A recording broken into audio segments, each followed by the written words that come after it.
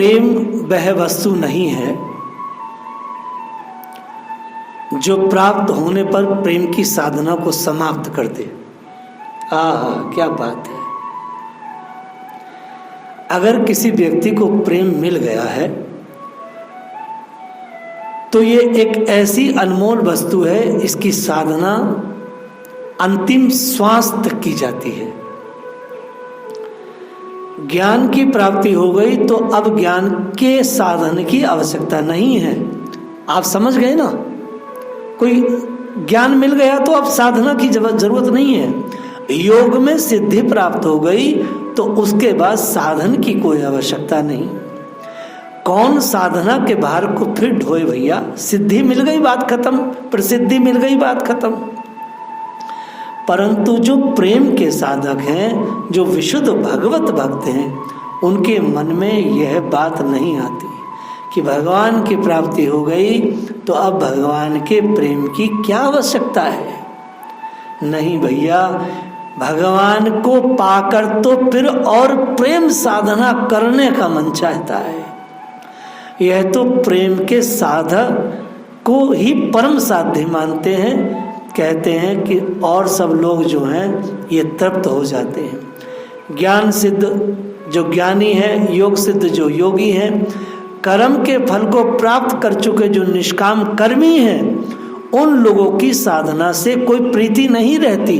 वह भी उपराम हो जाते हैं कि सब, उनकी भी नहीं रहती प्रीति, वह भी पूर्ण हो जाते हैं। और पूर्ण होने के बाद अब साधन की आवश्यकता नहीं है। पर भी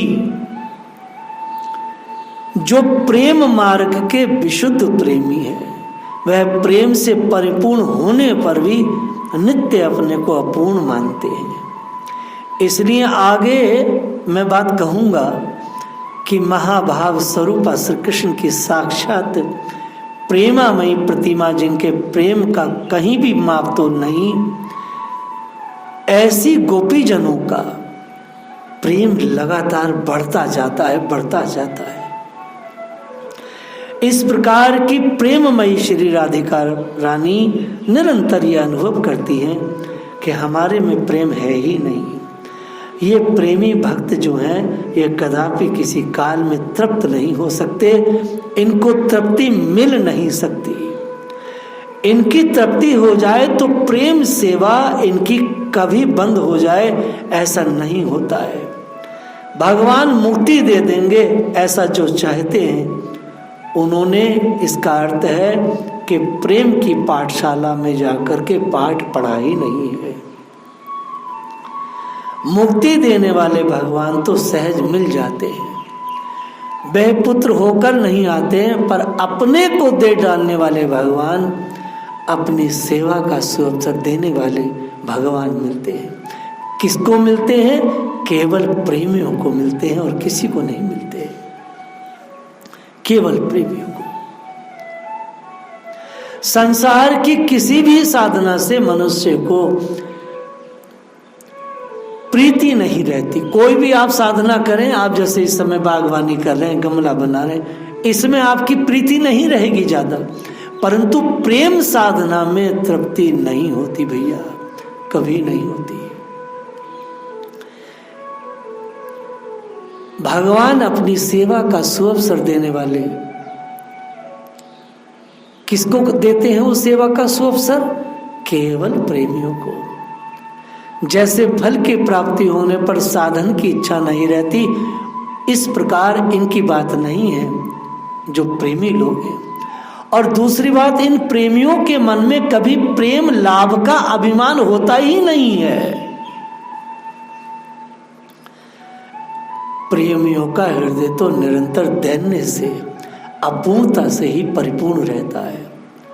देखो, इसे समझ लो आप, मैं बार बार कह रहा हूं, प्रेमियों के मन में प्रेम लाभ का अभिमान नहीं है, अर्थात इस प्रेम को करने से हमें कुछ लाभ मिलेगा, ऐसी बात इनके अंदर नहीं रहती। इनका हृदय कैसा रहता है? जो सच्चा प्रेमी साधक है उसकी छाती में हमेशा दैन्य रहता है, दासी तत्व रहता है, दासी भाव रहता है। और क्या रहता है? अपने को सबसे ज्यादा अपूर्ण मानता रहे, अपूर्ण हूं भैया मैं, अपूर्णता से उसका हृदय परिपूर्ण रहता है कि भैया मैं तो अपूर्ण अपात्र हूं। इसलिए अभिमान और तृप्ति दोनों इनके जीवन से हटी रहती है। अभिमान और तृप्ति यह दो प्रेमियों के जीवन के पास कभी नहीं आती। इसलिए मैं बार बार कहता हूं, जो लोग कहते हैं हम प्रेम करते हैं, अगर आपके पास अभिमान है और आपको प्रेम में तृप्ति हो गई तो फिर आप प्रेमी नहीं हैं। वह तो ज्ञानी आत्म तृप्त रहते हैं और सिद्धि प्राप्ति योगी अपने सिद्धि में तृप्त रहते हैं। परंतु प्रेमियों के पास अगर तृप्ति आ जाए तो भैया इसका अर्थ होता है प्रेम सागर सूख गया है। अब इसकी छाती सूख गई है कोरे ज्ञान में। वहां तो तृप्ति का निरंतर सुधा समुद्र लहराता रहता है, भरा रहता है। प्रेम की कमी रहती है, प्रेम है नहीं तो अभिमान करे किस चीज का। इसलिए प्रेमी के हृदय में समुद्र भरा रहता है, क्योंकि वो कहता मेरे हृदय में प्रेम ही नहीं है, तो अभिमान कैसे होगा। जब वस्तु हमारे पास है ही नहीं तो अभिमान कैसा। नंद यशोदा में भी कभी सिद्धि का अभिमान नहीं आया। ब्रह्मा जी ने देखा कि ये व्याकुल है तो भक्ति का वरदान दे दिया। वास्तव में प्रेम अनुराग का फल है, तपस्या का नहीं है। अगर किसी को प्रेम मिला है तो तपस्या से नहीं मिलता है, वह अनुराग से मिलता है। अनुराग जितना गहरा होगा उतना प्रेम का समुद्र गहरा और गहरा होता जाएगा। सुखदेव जी अंतर्यामी है, वह जान गए यदि सीधी लीला कथा कहेंगे तो परीक्षित को समझ में नहीं आएगा, इसलिए ठाकुर जी का सच्चा इतिहास बताने लगे। ये जो दामोदर लीला है, ये जो उखल बंधन लीला है, ये नल कुबेर उद्धार की जो लीला है, इसमें आप मर्यादा वादियों के लिए बड़ी शंका की चीज देखेंगे। जो भगवान को मर्यादा में देखते हैं वह उनको ये समझ में नहीं आएगी। वैसे माया वाया कहकर डालेंगे इसमें भगवान की कामना है, इसमें भगवान को क्रोध है, इसमें भगवान को लोभ है, इसमें भगवान चोरी करते हैं। जैसे चोर की आंखें डरी सी रहती हैं, वैसी ठाकुर जी की आंखें चोरी से डर जाती हैं। फिर ये माँ के हाथ की छड़ी देखकर भय से भागते हैं, इन्हें भय होता है, दुख होता है, भय के मारे रोते हैं, माता के द्वारा बांध दिए जाते हैं। ये सारी बातें जिनको हम अज्ञान की सीमा कहते हैं, ये उन ज्ञान मूर्तियों में स्वयं लीलायित होती है। इसलिए जो 2 अध्याय हैं भागवत जी के, ये बड़े मधुर अध्याय हैं, ये बड़े माखन से मिश्री से ओतप्रोत अध्याय है। इसलिए आचार्य सुखदेव कहते पीवतम रसम आलयम। आचार्य कहते हैं ये दामोदर लीला को गाते में आचार्य सुखदेव क्या कह रहे, एकदा गिरधा शिशु यशोदा नंद गहनी। ये बड़ी सुंदर लीला है। श्री गोपियां बार बार उलाहना देने आती हैं, तो यद्यपि मैया ने सभी चीजें स्नेह से ठीक ही मानी है, पर मैया के मन में वात्सल्य भाव का और भी अधिक उदय हुआ है। आज क्या वात्सल्य का उदय हुआ है, यह है बहुत ही सुंदर लीला है। सुखी रहे मुरारी, मेरा मुरारी सुखी रहे। मैं अपने मुरारी को किस प्रकार सुखी रखूं, ऐसे मन में मैया के उलाहना लीला के बाद भाव आया। श्री गोपियों ने बहुत उलाहना दिया है, तो माँ सोच रही है ये कुछ मेरी तरफ से कमी है। नहीं तो मेरा लाला। मैया के मन में वात्सल्य का भाव बहुत जोर मार रहा है। मैया सोच रही है, गोपियां कहती हैं तो ये जरूर जाता होगा। सभी थोड़े ही झूठ बोलती हैं, और जाता है तो खाता पीता भी होगा। यदि पेट भरा रहता तो खाता कैसे? माँ सोच रही है। गोपियां कह रही हैं तो ये खाता ही होगा। यदि खाता है तो इसका अर्थ है कि पेट भरा नहीं है। इससे मालूम पड़ता है कि मेरा बच्चा भूखा रहता है। अगर मैं अपने बच्चे को तृप्त करा दूं, मैं अपने बच्चे को लाड़ दे दूं, तो शायद ये दूसरों के घर खाना छोड़ देगा। ये भूखा रहता है, उसको चोरी का ज्ञान नहीं है, इसलिए जहां देखता है, कहीं भी किसी के घर में माखन देखता है तो बेचारा बहाल आके खा लेता है। मैया के मन में आया कि सारा का सारा दोष मेरा है। ये है दैन्य, जिसकी छाती में समुद्र का प्रेम का समुद्र है, वो बार बार बस यही सोचता है कि सारा दोष मेरा है। प्रेमी भक्त कभी दुनिया के दोषों को नहीं देखता। जो प्रेमी है, जो प्रेम का साधन करता है, वो बार बार कहता है गलती मेरी है, गलती मेरी है, मुझसे कुछ अपराध हुआ है, मुझसे कुछ भूल हुई है, भैया मुझे अपनी भूल सुधारने का दुर्लभ अवसर प्रदान करो। ये बेचारा खा लेता है, भूखा रहता है। कितना माधुर्य वात्सल्य है माँ यशोदा के हृदय में। मैं तो रानी बनी बैठी हूं ना, मैंने तमाम काम दासियों पर और दासों पर छोड़ रखा है। दूध वे दूते हैं, उसे गर्म भी वही करते हैं, दासियां ठंडा करती हैं, बिलोती भी वही है, माखन वे निकालती हैं। उनको थोड़ी चिंता रहती होगी कि बच्चे के लायक माखन बना है कि नहीं, जरूर इसे माखन अच्छा नहीं लगता है, जरूर दूध में कुछ कसर रह जाती है, इसलिए बेचारा कहीं इधर उधर खा लेता है।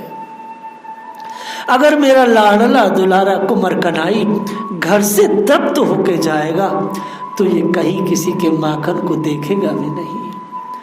आहा, सारी गलती मेरी है। यदि मैं जल्दी से ये गलती को सुधार लूंगी तो मेरे बच्चे के माथे पर जो चोरी का आरोप लगा है ये हट जाएगा। ये गोपियां सब करती हैं, अपने हाथ से करती हैं। ये गोपियां बड़ी प्रेमी हैं। ये गायों की सेवा स्वयं करती हैं। ये गोपियां खुद दूध गर्म करती हैं। ये गोपियां ठंडा करती हैं, दही जमाती हैं, माखन निकालती है। ये गोपियां माखन सजा करके लाल का प्रतीक्षा रात भर करती है। ये गोपियों की साधना बड़ी अच्छी है, तभी मेरा बच्चा वहां जाता है। और इधर मैं तो रानी बनी बैठी हूं, इधर में कोई कार्य करती नहीं, सारा का सारा कार्य दास दासियां करती हैं। तो कभी माखन अच्छा होता होगा, कहीं दूध कभी बार अच्छा होता है, औटा हुआ कभी नहीं होता है। ये बेचारा भूखा बच्चा उनके घर चला जाता है, खा पी लेता है। मैया के मन में ना तो बच्चे के प्रति रोष आया और ना गोपियों के प्रति रोष आया, बल्कि माँ यशोदा को अपने प्रति कसमसाहट है, अपने प्रति ऐसी भावना आ रही है कि सारी गलती मेरी है। अगर मैं माँ होकर के अपने बच्चे को सच्चाई से उसकी सेवा करती, लाड़ लड़ाती, माखन खुद तैयार करती, दूध खुद तैयार करती, तो संभवतः मेरा बच्चा बाहर कभी न खाता। ये है माँ यशोदा का वात्सल्य, ये है प्रेम। प्रेम का स्वभाव ही सेवा करना है। प्रेम का स्वभाव सेवा का है। प्रेम कोई शुष्क वस्तु नहीं। सेवा कैसी? जो चीज तुम्हारे पास है वह परमेश्वर को अर्पित करना है। मैया ने सोचा कि अब मैं ही दूध दूं और मैं ही उसे गर्म करने के लिए चूल्हे पर चढ़ाऊं, मैं ही देखती रहूं, जब खूब कड़ जाए तो मैं उसे जामन डालूं, फिर सवेरे जल्दी उठकर नहा धोकर उसे पिलाऊं, मक्खन में अपने हाथों से खिलाऊं, तब पता चलेगा वह चोरी करने चाहता है कि नहीं।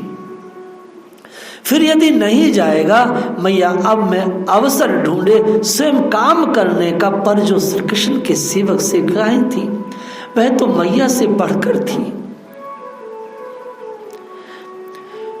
वो जो नंद भवन में सेवक सेविकाएं थी वह तो मैया को श्री कृष्ण की सेवा करने ही नहीं देती थी। एक के पीछे दूसरी, दूसरी के पीछे तीसरी, सारे ग्वार सखा गोपियां श्री कृष्ण की सेवा में आतुर रहते। मैया किसी को हाथ लगाए तो गोपी हाथ लगाने न दे में, ग्वार हाथ लगाने न दे में। उनके हृदय में बड़ा ऊंचा भाव है, किसी भी प्रकार से कन्हैया को सुखी रखना है। सुखी रहे मुरारी, अपनी जान में कोई कमी करे नहीं, परंतु मैया को उनके मन का भाव का पता नहीं। मैया साफ साफ कहे नहीं, मैया जानती कि इतना काम करते दिन भर और यदि इनको उल्हाना दे दिया जाए तो इनको दुख होगा, इनको कष्ट होगा। यह तो मुरारी के सुख के लिए इनका जीवन है। मैया कोई गलती ढूंढे नहीं, कोई बहाना निकाल नहीं पाती। मैया बड़ी कष्ट में है, कैसे इनसे सेवा लूं, सेवा मिल ना पाए, श्री कृष्ण की सेवा कैसे ले। ये तो वही छटपटाहट हो गई जैसे कि राम जी के तीनों भाई और श्री किशोरी जी ने राम जी की सेवा के लिए हनुमान जी को अलग कर दिया। और कैसी छटपटाहट, मैया जानती है इतना काम करते कैसे उल्हाना दूं, बार बार यही बात आती है। उल्हाना अगर देती तो वह भी झूठा ही देती, ऐसा मैया स्पष्ट कहे नहीं और बहानेबाजी करे। आज तुम सब जरा दूसरे काम में लग जाओ और हम दूध दूल्हे, हम इतने दास दासी हैं, ये सब काम तो हम ही कर लेंगे। फिर बोले आज दूध हम गर्म कर दे। तब गोपियां कहती नहीं नहीं, आप क्यों गर्म करेंगे, हम सब हैं ना, हो जाएगा मैया। अब दूसरे दिन जो दिन निकले त्यों तो मैया उतावली हो, सोचे कि आज हाथ से एक दिन इसे खिला पिला कर देख लूं, तब मेरे मन में कुछ शांति आवे। आचार्य सुखदेव कथा वर्णन कर रहे हैं। एकदा ग्रह दासीषु यशोदानंद कहनी स्वयं दती। कार्तिक शुक्ल प्रतिपदा का उत्सव था। आजकल इस दिन गोवर्धन पूजा होती है, इस दिन वहां पहले इंद्रयाग होता था, ब्राह्मण भोजन होता था, पूजा होती थी, हजारों हजारों ब्राह्मण भोजन करते, बड़ा भारी आयोजन होता। नंद रानी को मौका मिल गया, इस बहाने आज सबको भेज देंगे। उसमें सारे गोपगण जाते, नंद बाबा जाते, सब लोग जाते। यह उत्सव हर वर्ष होता ब्रज 84 कोस में। अब की बार तो लाला हुआ है और उत्सव किया करते प्रथा के रूप में, परंतु आज तो लाला के कल्याण की कामना मन में भरी पड़ी है। सुखी हो मुरारी, उसका भाग्य जगे, वह स्वस्थ रहे, इस पर देवताओं की कृपा प्राप्त हो। ये सब देवता इसको आशीर्वाद दे, मेरा मुरारी सुखी रहे। इस कामना से अब की बार विशेष उत्साह से उत्सव मनाया जाने वाला था। अमावस्या के दिन ही सबको हुक्म हो गया कि सारे गोप आज गोवर्धन की तलहटी में जाएं और वहां अनुष्ठान की व्यवस्था की जाए। मैया ने सभी दासियों को बुलाया और कहा कि देखो भाई, यज्ञ लाला के हित के लिए हो रहा है। वहां ब्राह्मण और ब्राह्मणियां बहुत आएंगी, यदि मैं लाला को छोड़कर जाऊंगी तो ये रोएगा, छोटा बच्चा है, उसे छोड़कर जाऊं कैसे। मैं यहाँ रहूंगी तो सब काम संभाल लूंगी, तुम सब की सब चली जाओ। फिर बोली मैया ऐसी क्या बात है, दो चार रहे, बोली नहीं नहीं, ये लाला के हित का जो सवाल है, तुम लोग रह जाओगी तो कहीं किसी काम में त्रुटि हो जाएगी, तुम मेरी बड़ी खास हो। और मैया ने उन्हीं को भेजा जो श्री कृष्ण की डायरेक्ट सेवा में लगी थी। प्रेम का स्वभाव है, प्रेम का स्वभाव ऐसा है कि ये सेवा चाहता है। जिसके हृदय में सेवा है, जिसके हृदय में अपने प्रेमी के प्रति सेवा भाव है, और ये क्या है भाव, दिन रात जो इस भाव को अपडेट करता है, अपडेट रहता है, वही इस प्रेम पथ का पथिक बनता है। ये दामोदर लीला बड़ी मधुर और मीठी है। आगे की लीला को हम लोग कल स्मरण करेंगे। जय श्री राधे।